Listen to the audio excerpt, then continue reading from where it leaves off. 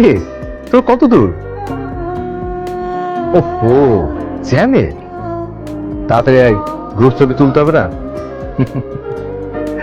ওকে আমি রাখছি। আর ওকে জি, ঠিক আছে। ঠিক নেই, তুমি এখানে আছো আর তোর মন অন্য কোথাও। কি হয়েছে? দেখো মেঘলা, এখন কিন্তু আমাদের জীবন শুরু হয়নি। যদি তুমি চাও আমাদের বাকি জীবনটা আনন্দে কাটাতে পারবো, তার জন্য মন খুলে কথা বলতে হবে। প্লিজ, কি হয়েছে বলো আমাকে।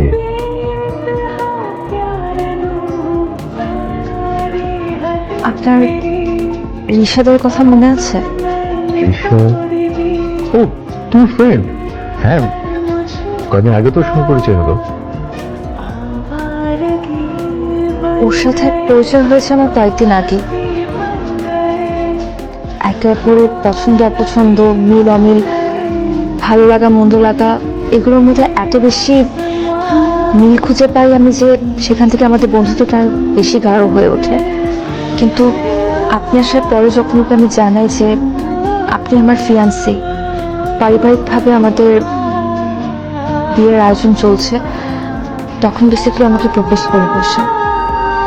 ও আমাকে জানায় যে ও আমাকে ভালোবাসে, কিন্তু আমি ওকে খুব সুন্দরভাবে বুঝিয়েছি যে আমরা শুধুমাত্রই ভালো বন্ধু।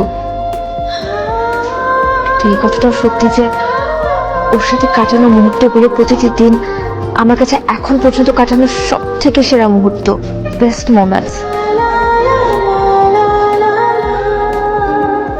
কিন্তু সেটা শুধুমাত্রই বন্ধুত্বের।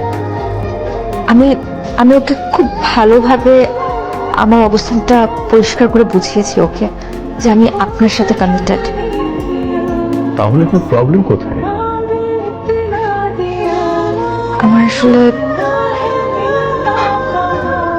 আমার আসলে রিশাদের জন্য খারাপ লাগছে এটা ভেবে যে ও বন্ধুত্বের বাইরে যে আমাকে ভালোবেসে এখন নিজে একা একা কষ্ট পাচ্ছে। দেখুন এসেছে, আমাদের ফ্যামিলিগতভাবে বিবাহ ঠিক। আমি মেঘলাকে ভালোবাসি, অনেক বেশি ভালোবাসি। কিন্তু এখন বুঝতে পারছি আমার থেকে যদি মেঘলাকে কেউ বেশি ভালোবাসে সেটা আমার থেকে মেঘলাকে যদি কেউ বেশি ভালো রাখে সেটা আর মেঘলা আমাকে না, আপনাকে বেশি ভালোবাসে না। মেঘলা মুখে কিছু বলে, চোখের ভাষা।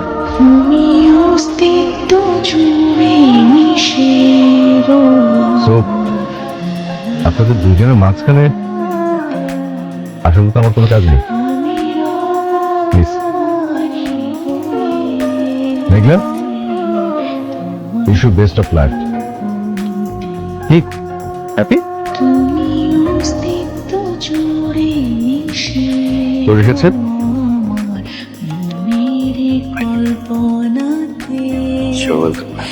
আমি রব তোমারি হয়ে, তোমারি আলপনাতে।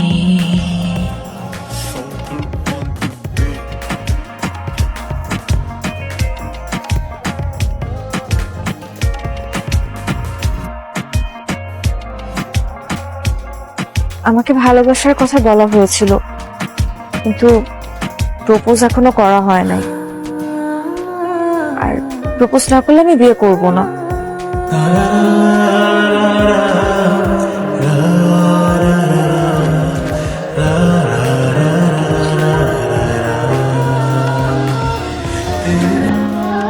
একটা জায়গা আছে একদম কাছে,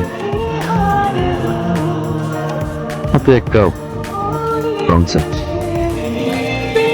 আর কি বলবো,